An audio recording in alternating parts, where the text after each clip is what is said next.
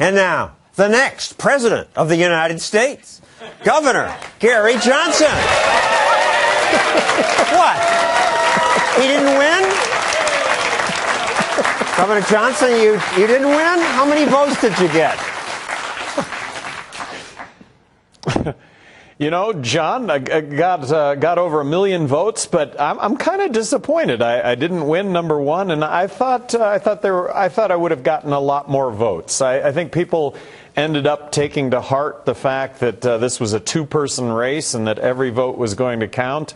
Of course, I was trying to make the pitch that you make your vote count by voting for the person you most believe in, but it really didn't pan out. But we did get over 1 million votes and put a voice to issues that I think really needed a voice.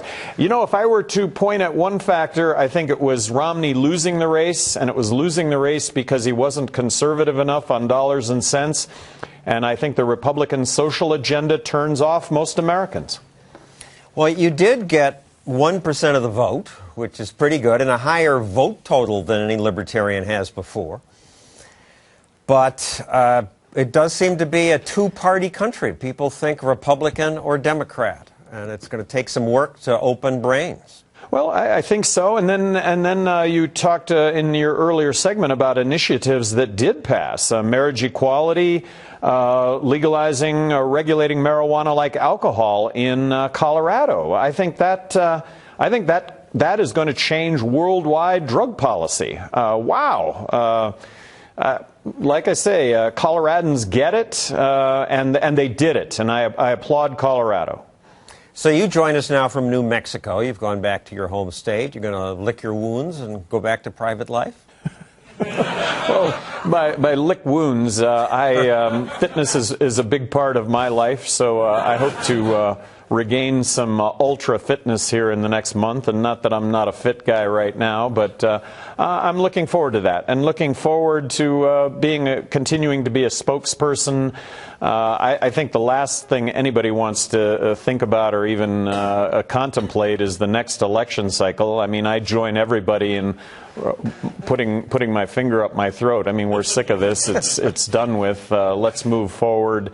I think the country's in deep trouble, and it's from a financial standpoint. I think that unless we slash spending, we're going to find ourselves in a monetary collapse sooner than later.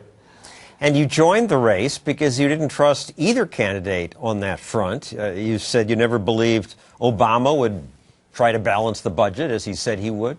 Well, I'm more liberal than Obama when it comes to civil liberties, and I'm a lot more conservative than Romney when it comes to dollars and cents. I think the majority of Americans fall in that category. And look, Republicans are horrible when it comes to civil liberties, and they're not so good on dollars and cents. Democrats, they're horrible on dollars and cents, and they're not so good on civil liberties. And like I say, I think the majority of Americans, as a member of the majority of Americans, we do care about these issues.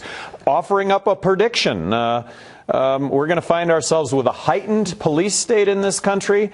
We're going to find ourselves continuing to militarily intervene in other countries' affairs, resulting in more enemies to this country than fewer. And the spending is unsustainable, and it's going to continue to be so. On that bit of bad but probably true news, Gary, please stick around. Our audience wants to question